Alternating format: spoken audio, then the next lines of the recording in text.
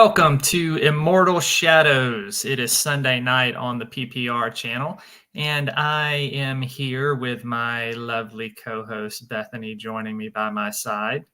How are you tonight, baby? I'm fine, but I think you're still frozen. At least you are on my end. Is anybody else having any issues?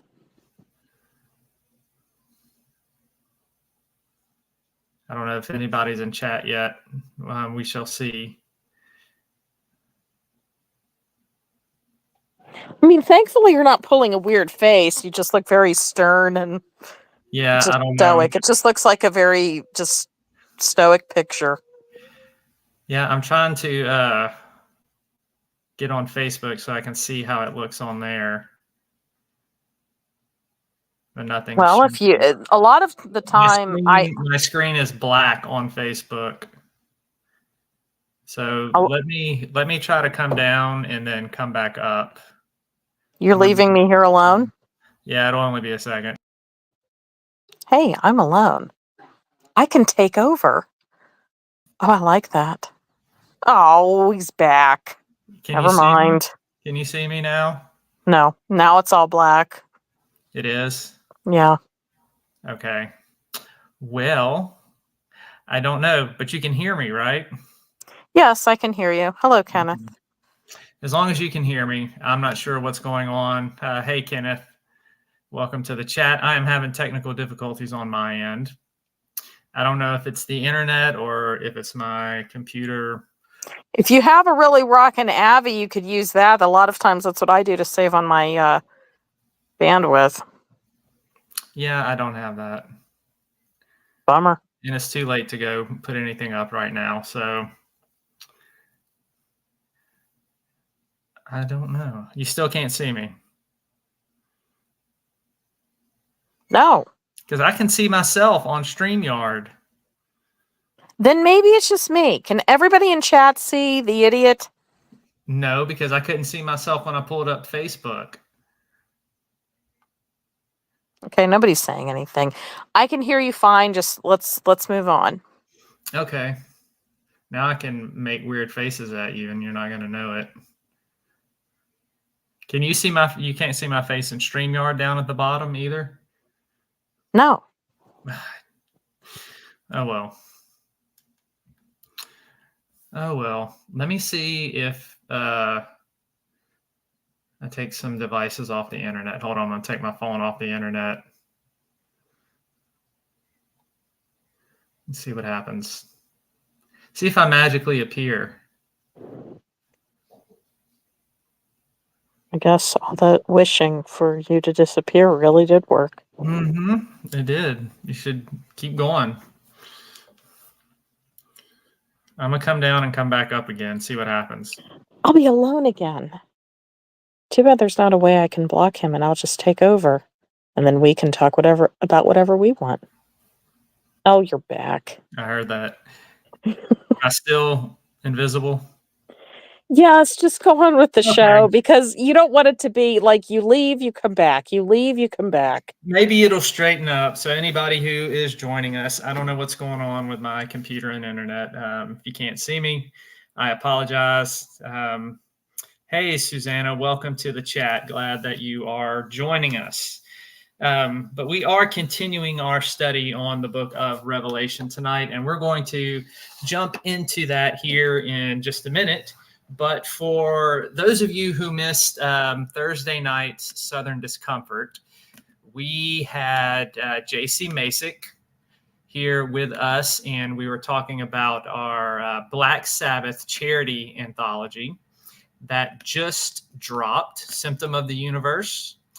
And we discussed this in some of the stories and everything. So that is out now on Godless and on Amazon. You can get it in ebook and paperback. So if you're a Black Sabbath fan, each story in this particular anthology was inspired by a Black Sabbath song.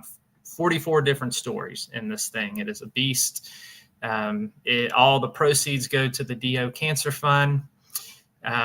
Also want to remind everybody, September's issue of Southern Discomfort is live on Godless Frontier Nightmares.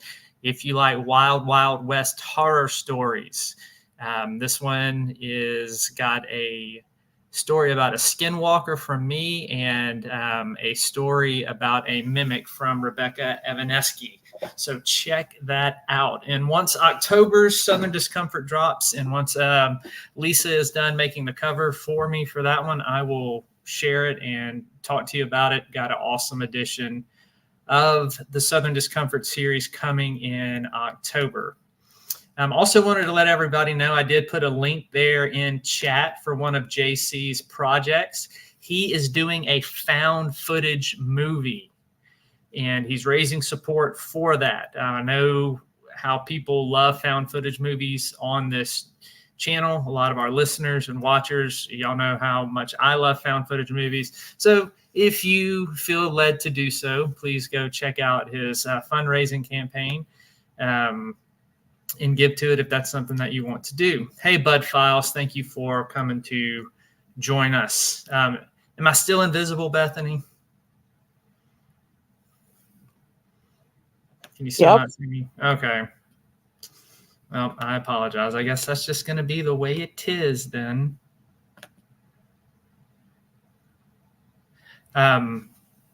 But before we get into tonight, just wanted to remind everybody again what is upcoming on Southern Discomfort for Thursday nights.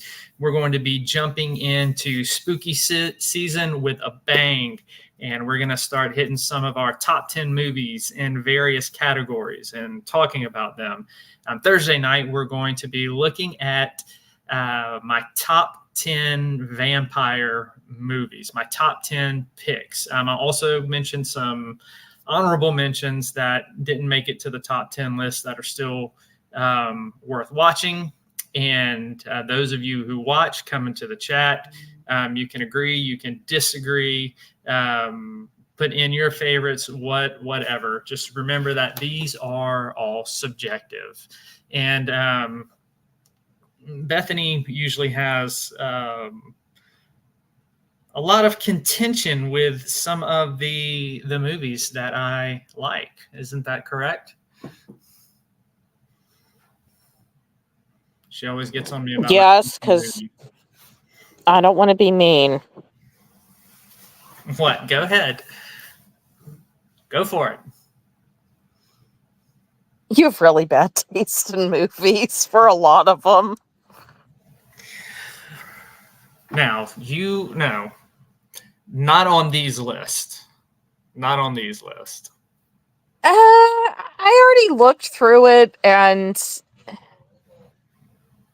yeah, I wasn't. Okay, some of them, I don't even feel that they're really, I would necessarily title them horror. The only one I've shown you is the vampire one. And I would say that there are some on the list that I would not classify as horror. And but like Twilight's not on the list. There's nothing like that. Vampires is horror. We can settle this next Thursday, this coming Thursday night. To talk about my top 10 list of vampire movies. How about that, Blondie? That works, but I don't know. Maybe it is because vampires were never my thing. I think of leeches. Mm-hmm. Yeah, I have a few vampire movies that like are really in there in like my top horror movies. Vampires aren't my thing either, but I know people associate vampires with Halloween a lot, so I picked that to do. So we've got vampires, werewolves, slashers, creepy dolls, ghost haunting movies, and demons. And you're not a fan of Twilight after saying all of that. No, I'm not. Not at all. I'm not either. I did say Twilight is anything about me.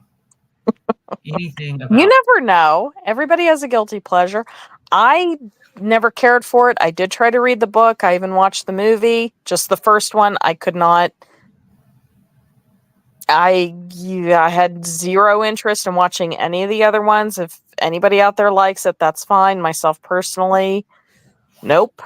No sparkly vampires on the list. Hey, PW, welcome to the chat. Thank you for joining us.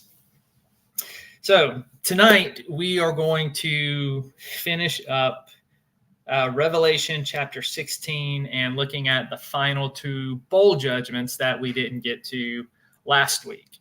And we've got 6 chapters left in the book of Revelation, which means we have about 6 to 8 weeks left in this particular study, and then we will be done. And I'll probably take a break from Immortal Shadows unless I can figure out what I want to do it on between now and then. But Southern Discomfort will be ongoing, so won't take a break from that. But more Immortal Shadows, we should probably wrap up sometime middle of November. So I got enough content to carry us out through the middle of November for Immortal Shadows. And then I will keep everybody posted on what we are going to do next. So we're getting towards the home stretch in the book of Revelation. And as you're going to notice in the book, things start to intensify. And we've talked about how the seals and the trumpets and the bowl judgments all match up. And before we actually get started, I got to get this out, Bethany. It's the bowl judgments. It's your favorite picture. I'll just turn the screen away, so I just shut my screen off. I should put that up since people can't see my face. I should just put that in my spot. I'll leave. Now, come on. Bowl judgments. So as we look at these bowl judgments, we've noticed a lot of similarities between the trumpet judgments, and I've talked about how the judgments in Revelation, they recapitulate and they go on cycles or secular, and that's what we're seeing here. Is that Revelation deals with certain themes, and John revisits those themes over and over again. And that's what he's doing with the bowl judgments. And last week, we talked about the influence of the Exodus narrative and the plagues on Pharaoh, and how each of these judgments represent, or John borrows from the plagues, and then he kind of makes them his own and reapplies them. We're going to see that again tonight in the 6th bowl and in the 6th bowl, especially. The 7th bowl is like the seals and the trumpets. It ends with the final judgment and second coming of Christ. So without further ado, let's go ahead and hop into the rest of this chapter. Last week, we ended in verse 10 and 11, where we talked about the 5th plague and darkness being over the kingdom of the beast. And then John picks up in verse 12, and he says, the 6th angel poured out his bowl on the great river Euphrates, and its water was dried up to prepare the way for the kings of the east. Then I saw 3 evil spirits that looked like frogs. They came out of the mouth of the dragon, out of the mouth of the beast, and out of the mouth of the false prophet. They are spirits of demons performing miraculous signs, and they go out to the kings of the whole world to gather them for battle on the great day of God Almighty. Behold, I come like a thief. Blessed is he who stays awake and keeps his clothes with him, so that he may not go naked and be shamefully exposed. Then they gathered the kings together to the place in Hebrew that is called Armageddon. The seventh angel poured out his bowl into the air, and out of the temple came a loud voice from the throne saying, "It is done," or "It is finished. It is completed." Then there came flashes of lightning, rumbling, peals of thunder, and a severe earthquake. No earthquake like it has ever occurred since man has been on the earth. So tremendous was the quake. The great city split into three parts, and the cities of the nations collapsed. God remembered Babylon the Great and gave her the cup filled with the wine of the fury of his wrath. Every island fled, and the mountains could not be found. From the sky, huge hailstones, about 100 pounds each, fell upon men. And they cursed God on account of the plague of hail, because the plague was so terrible. So we have more judgments, more plagues that end with this catastrophic event of the great day of God Almighty. We also have here what people have referred to as the Battle of Armageddon. And we're going to talk about this imagery and the symbolism behind it, because remember what we've said throughout this whole book and this whole study is that Revelation is not meant to be interpreted literalistically, not any of its imagery. It's all using certain metaphors and images to make a certain point about God, about suffering, about judgment. So it doesn't mean that there's a literal beast, or there is a literal false prophet that looks like this, a literal dragon, that there's literal frogs that are going to come out of their mouth. We have to get that thinking out of our mind when we are looking at the book of Revelation. That's not the type of writing it is. It's not its genre. And we always have to take into account the genre that the writer is writing and what John is using and how it's to be interpreted. And so we're going to go through some of the symbolism and talk about it here.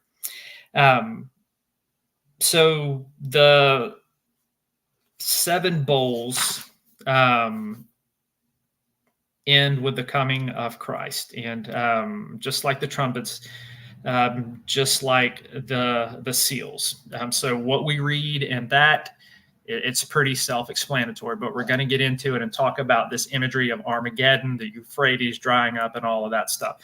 But before we do that, we need to look at the sixth bowl, about these frogs and about the beast and all of this, and talk about the meaning behind that, and the rivers drying up. So this idea here that God's going to bring the appropriate judgment at the appropriate hour. This Greek phrase means to literally be kept ready. And it's used elsewhere in the book, a couple of chapters earlier in chapter 9, verse 15. And when we look at this idea of the Euphrates River, in the ancient Near East, rivers dried up all of the time.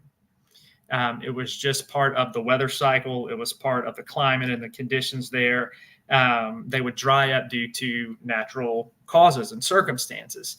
The river Euphrates, however, has never dried up in its history. It's never been known to do so under natural circumstances. And so this imagery here of the Euphrates River drying up is one of immense judgments. The Jewish readers would have understood this symbol, and they would have grasped the idea that the river drying up, the reason for that judgment and it being moved out the way is for invading armies to come and to cause war and to wage war. You see this in other Jewish writings. The Sibylline oracles mentions a river freezing so that armies can walk across and there be judgment. A lot of the Jews expected God to part the Euphrates River for the 10 lost tribes to come back and return to their land. We see that in the apocalyptic book of 4th Ezra. and you see partings of rivers, right?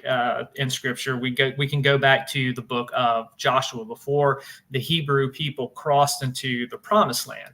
The Jordan River was parted, and the people crossed all over to inherit the land of Canaan.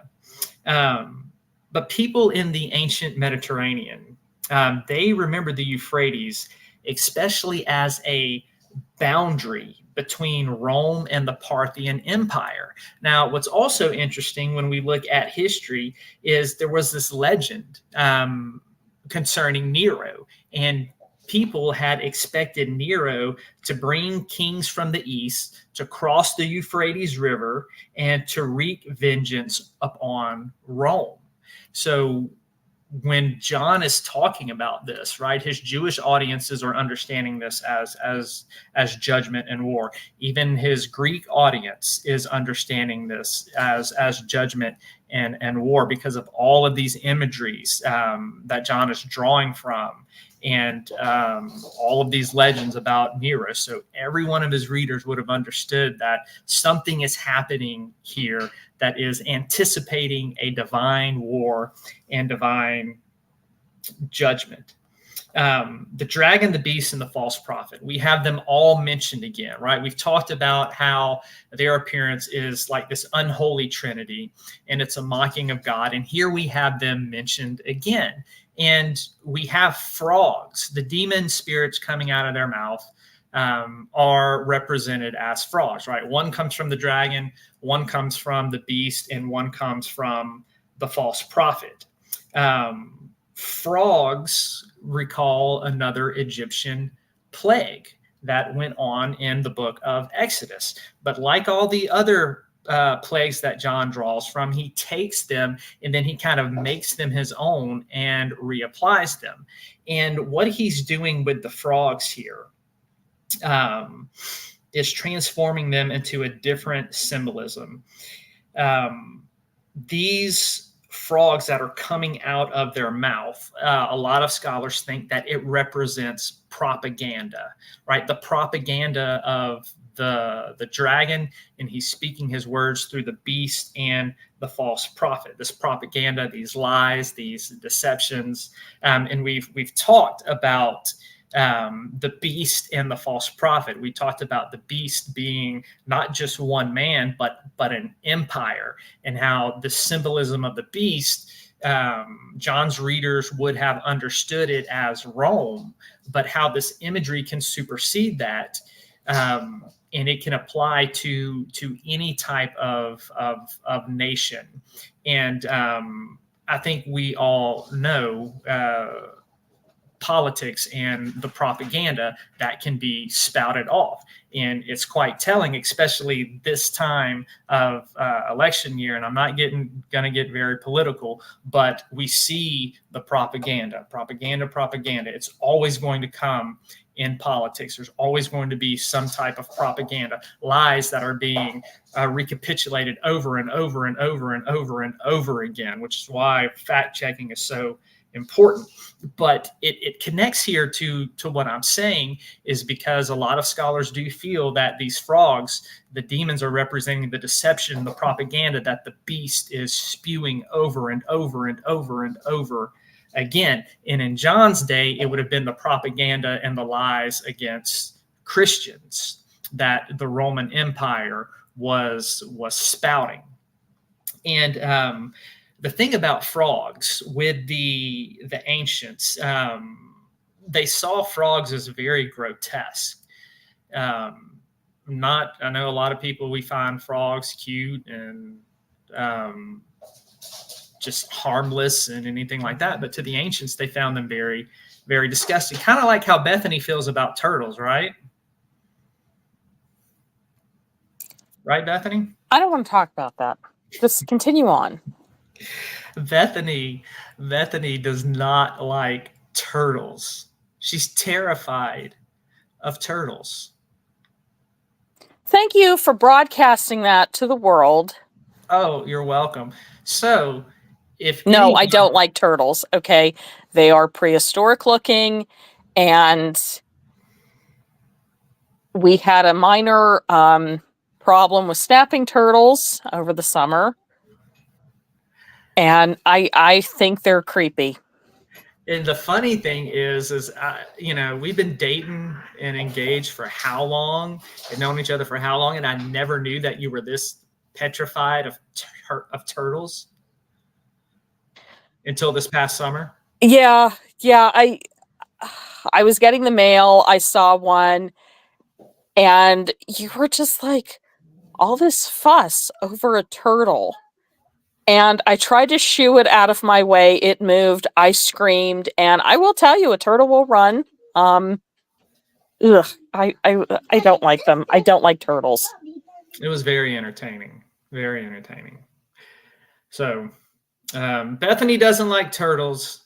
The ancients did not care for frogs. They saw them as grotesque, and they viewed them as unclean, ugly, vicious type of creatures. Now, I don't understand why you would view a frog as vicious. Now, if you've ever seen, I'm going to plug this movie here. If you've ever seen the old horror movie, 1972, I believe it is, The Frogs.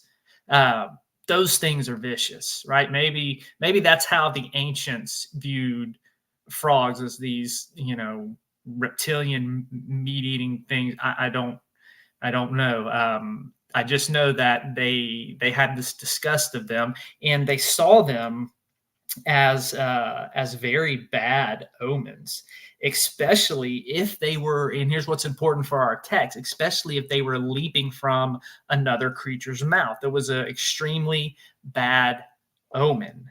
So these demons are represented as frogs because the frogs were unclean to the ancients, and for them to be coming out of the mouth is representative of something very bad and of a bad omen. So John is playing off of that with his imagery, with using frogs, because I know as a modern reader, we go back and we read this and we're like, what, frogs? Like, why in the world frogs? Well, this is why, because of what they meant in the ancient culture, and because of the link between the Exodus narrative here that John is drawing upon.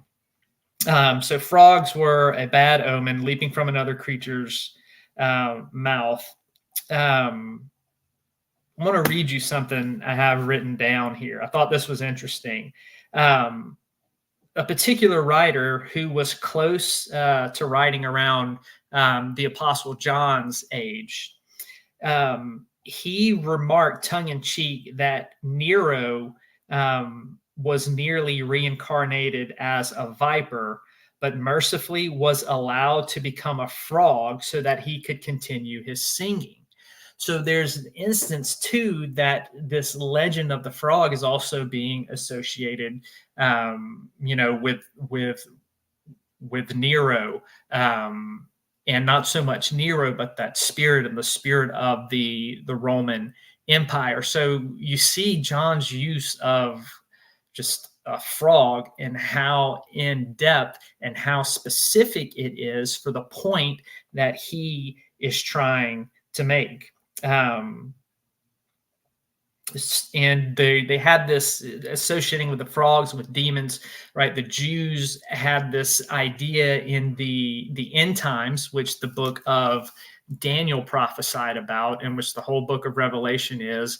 And for those of you who are new, we've talked the whole time in this series that when we use the phrase, when the New Testament uses the phrase end times, it's drawing off the book of Daniel, and it is referring to the time period from the death and resurrection of Christ all the way to his second coming. So we have been in that end time period since then. And the Jews had this idea that in the end time, demon spirits would be running rampant because they know that their time is short and they're trying to destroy and deceive. And even the Apostle Paul talks about that in his letter to Timothy. He says in the end times, there will be perilous things will be perilous, and how people will be given over to doctrines of demons. And then he goes through this list and he talks about how awful people will be to one another in this day and age.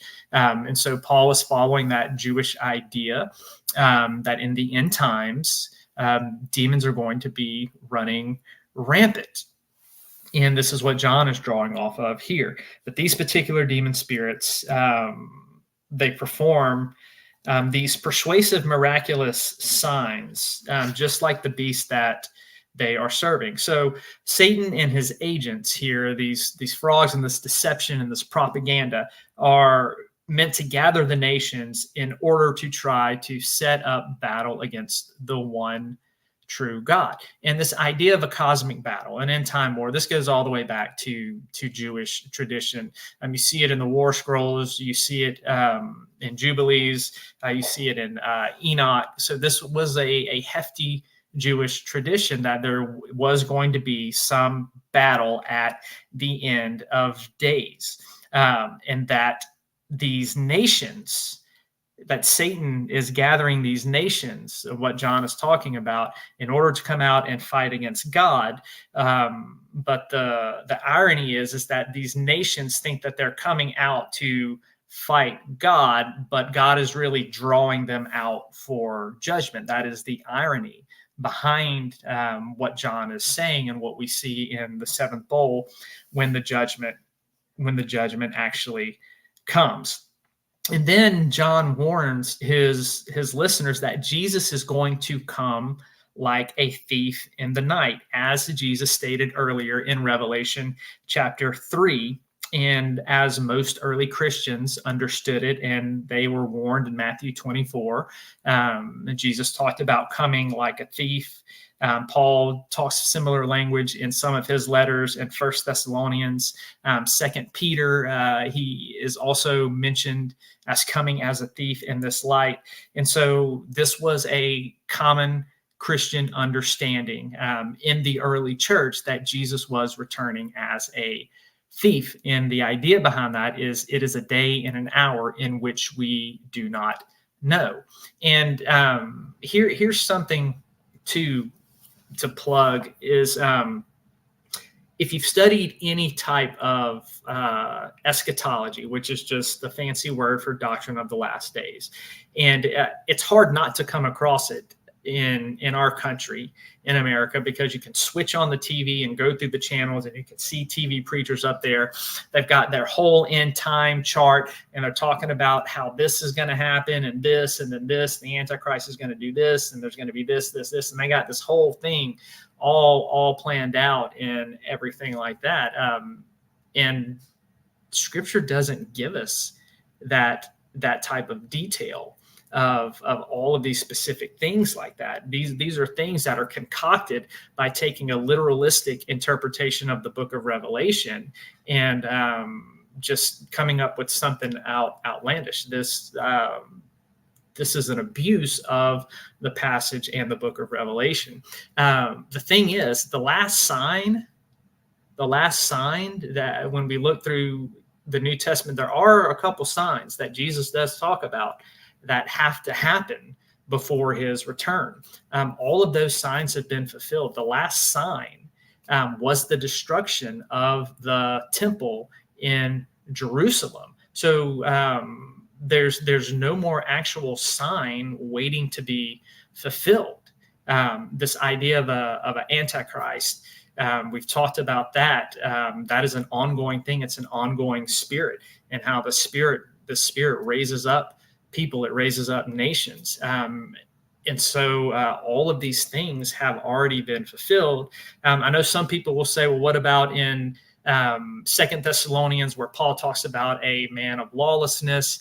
Don't have time to get into that, but I would argue that was referring to Titus and what he did in the desecration of the temple. So again, everything surrounding the temple, all of those things have been fulfilled. And so Jesus can now literally come as a thief at any point. And this is what John is warning his readers about. And this is what Jesus warned them at the very beginning of the book of Revelation in chapter 3. And he makes this weird statement about don't be found without clothes, right? Don't be found naked. And again, not something literalistic. Um, he's not saying don't go streaking. That's not the idea behind this. The nakedness, we look at, he mentions this earlier to Sardis, the church who was asleep, that he commanded them to wake up. This is an idea of being unprepared for the second coming. And he's telling them that to be awake, to be walking with Jesus, to be dressed in your robes of white. So nakedness was great shame to the Jewish culture. And this stems all the way back to the Old Testament. A lot of times about somebody's nakedness being uncovered, that had sexual overtones to it. It had overtones of disgrace and stuff, just depending upon the context. When it was in a judgment capacity and not in a narrative, every time in the Old Testament when you see this in a narrative about nakedness being exposed, that's always a euphemism for sex. In the prophets, when you have nakedness being exposed, that was a euphemism for judgment. And here, obviously, John, in this book being prophetic, is the idea of nakedness and being exposed and being put to shame. And so the righteous must remain righteous, and they cannot compromise because the terrible things that are coming upon the earth, they have to stay faithful. And this was the encouragement throughout the entire book of Revelation, is for God's people to stay faithful in the midst of persecution, in the midst of hardship. Don't lose your faith. Don't lose your hope. Don't give up. Don't think God has forgotten you. Don't think God has forsaken you. This is why John spends so much time having things presented in a heavenly perspective under the absolute sovereignty of God, to show that God is in control of absolutely all of this. None of this is happening outside of his will and outside of his plan. And so this idea of nakedness here and not being found clothed is this idea of staying faithful in the midst of the persecution of the beast, in the midst of the deception of the false prophet. The meaning of Armageddon. So let's go ahead and jump to this. The meaning of the word Armageddon is probably what most scholars think more likely is referring to the Hebrew for Mount Megiddo, and it's very obscure. Megiddo, according to Second Chronicles and Zechariah, it laid on a plain, and rather than on a mountain. But when you switch over to apocalyptic literature, in the apocalyptic geography, it allowed Megiddo to really have very considerable symbolic meaning and flexibility. So the battle and this idea of the Valley of Megiddo was the site that some significant battle in history that it was going to take place in the future. We look back in the past, there were some battles in Megiddo. In the book of Judges is one place. Also in the book of Second Kings, we see some battles that are fought there. And the valley would have definitely worked well for the Hebrew people as an image of end time judgment. The book of Joel even alludes and talks about this as well. And so here in apocalyptic literature, such as John, which is why it's called the Apocalypse in the Greek, Megiddo is pictured here as a mountain, symbolically, as a mountain to compare and contrast to God's holy mountain and his people, which is Mount Zion. So John is doing another compare and contrast here, Mount Megiddo, Mount Zion. People of the beast and the beast and his armies, and the people of God and God's army. In some traditions, they even saw that the messianic figure would do battle on Megiddo on this site. And I've mentioned this book before, Fourth Ezra, definitely an apocalyptic book in Hebrew tradition that is worth checking out. It wasn't canonized, but it still has some very interesting points and imagery, and it helps inform our interpretation on some of these things. So that's what we have going on in the sixth bowl. In the seventh bowl, it's poured out into the air, and it refers to the judgment over the whole land, and the thunders, the lightning, and the earthquake, the islands moving. All of this is exalted language to talk about a judgment that is so cataclysmic. It destroys everything. And you hear John talk about, this is an earthquake like there's never been. Usually in apocalyptic judgment language, you just have mountains being thrown away. Here you've got islands fleeing. And so John is using this imagery to talk about the intensity of the final judgment that is coming upon the world. In the great city he talks about falling, that is Babylon, spiritual Babylon, which would be Rome, and or any type of world system that sets itself up. Here, the overarching theme of Revelation is the finality of the world system being overthrown, Babylon falling, and we're going to get into that Babylon image in 17. But remember, first and foremost, to John's audience, they would have understood this as Rome falling. And we all know what happened in history. Rome did fall, but history continues. In these images are here. They serve a purpose of superseding just one historical event.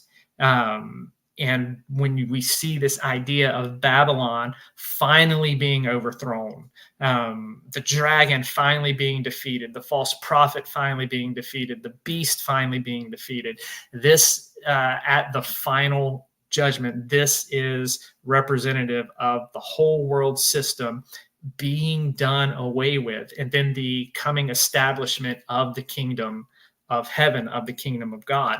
And so this idea of nations gathering and coming towards the east to fight God, this is not literal. Okay, there's not going to be a literal battle where all of these nations are going to come together and say, hey, let's fight God. Do you realize how stupid that sounds? But yet there are people who hold this interpretation, and they think that, all of these armies are just going to gather up from all over the world and say, hey, we're going to fight God.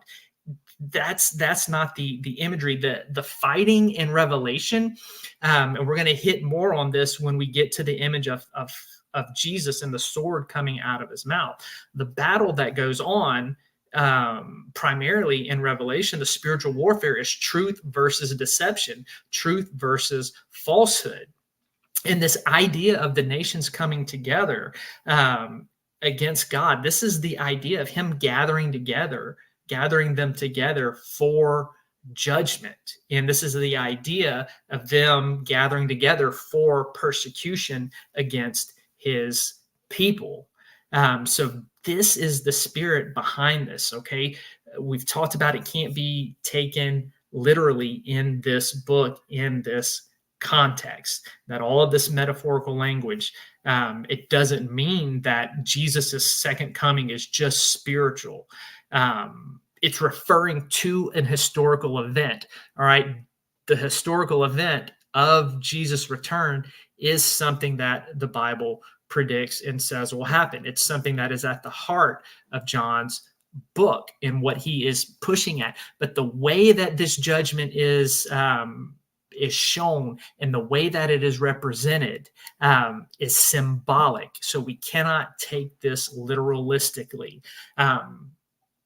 We cannot take it as literal as the Euphrates River will literally dry up. This is not John's point. The point he is making is that the judgment that is coming is going to be catastrophic and cataclysmic, and it's going to overthrow the entire world on that day when Jesus Christ comes as a thief.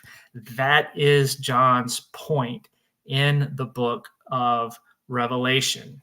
So that is what is going on here with this imagery, and why he talks about these massive hailstones and this totally upending, and mountains being destroyed and islands being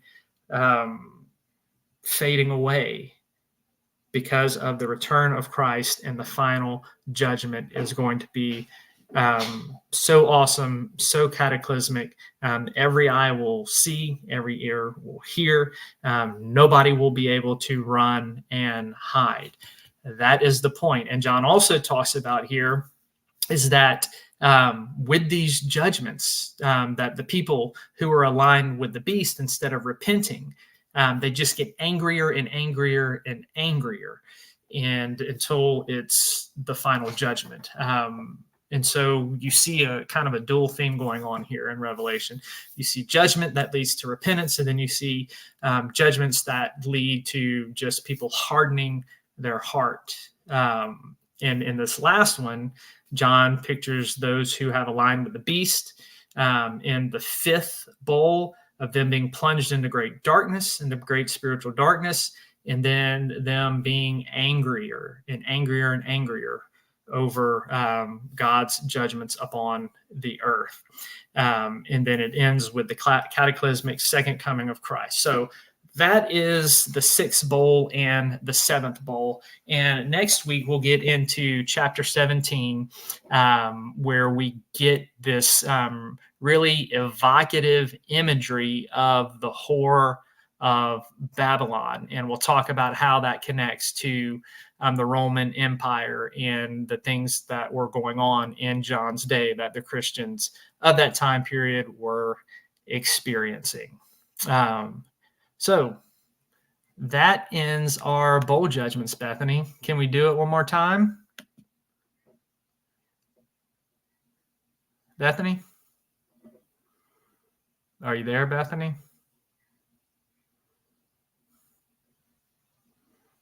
She must be putting the kids to bed. She didn't see me put up the bowl.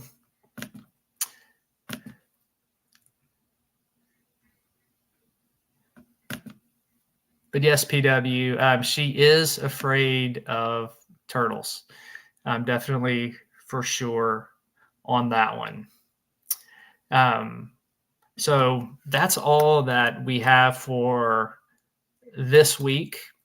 I know it's a little shorter than normal, but it was just too long to try to cram all of this into one particular show. So we have, man, we've made it through a lot in this book. We finally getting towards the end. So what we have coming in the book of Revelation, chapters 17 and 18 deal with the whore of Babylon and the fall of Babylon.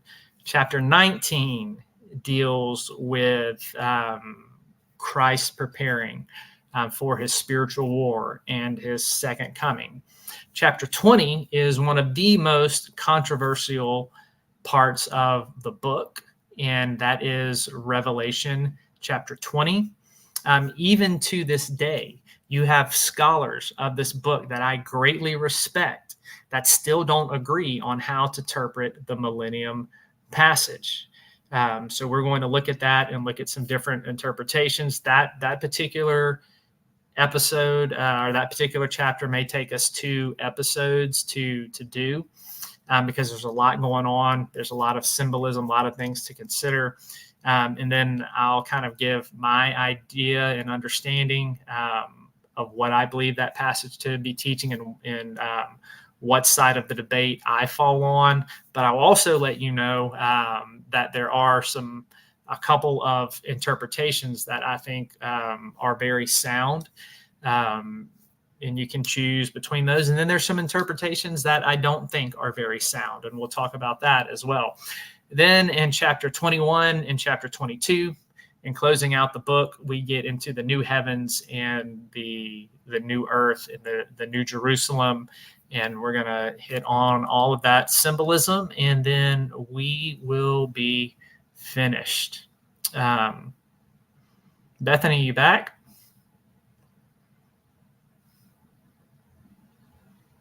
You there? Yeah, I'm back now. Okay, PW said she didn't know you were afraid of turtles. Well, apparently the whole world didn't know, but now they do. They do. You're welcome. I'm not a huge fan of reptiles. I mean, if one of my children wanted one, yes, I would oblige because I love them and that's what you do. But myself personally, I think they're disgusting and terrifying. What about frogs? Like we were talking about frogs tonight. How do you feel about frogs? They don't bother me. Frogs don't? No. So if I like started Go putting ahead. some in your shoes and in your drawers and I might cabinets. shriek if it jumps out at me like I would with anything that would jump at me, but beyond that, no. Okay. No, what I find interesting.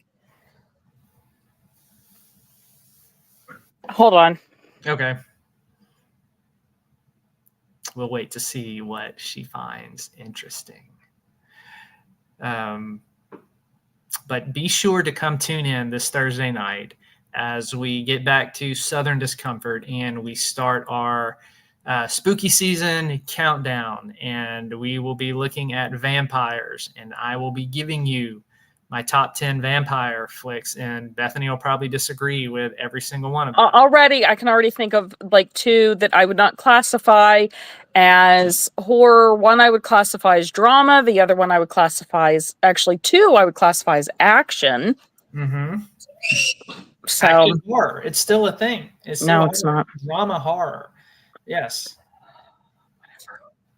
Yes. No, what I was going to say is you had mentioned the second coming of Christ. What I find interesting is that so many cult leaders claim to be the second coming of Christ. Mm-hmm. Like even the Twin Flame cult. I'm pretty sure the cult leader believes he is the second coming. Yeah, that's one we need to talk about at some point on the show. Mm-hmm. Yeah. But yeah, I mean, that is a thing. And Jesus even warned that after him, there would be many false Christs and false messiahs coming saying, I am he, I am he. So it's something that was prophesied and predicted about. But that's true. You know, a lot of these cults, the leader has a messianic complex for sure. Grandiose narcissistic complex by far. Before we wrap up, baby, anything else? Questions? Anything else you want to talk about?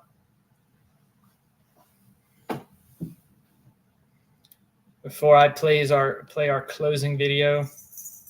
I can't think of anything. Okay. My cat is playing with her toy, rolling it around on the floor. That's what that noise is. No, admit it. You're the one playing with the cat toys. We can't see you, so you know that he's probably playing with it, you know, just on the floor, just playing with little toys. How am I on the floor?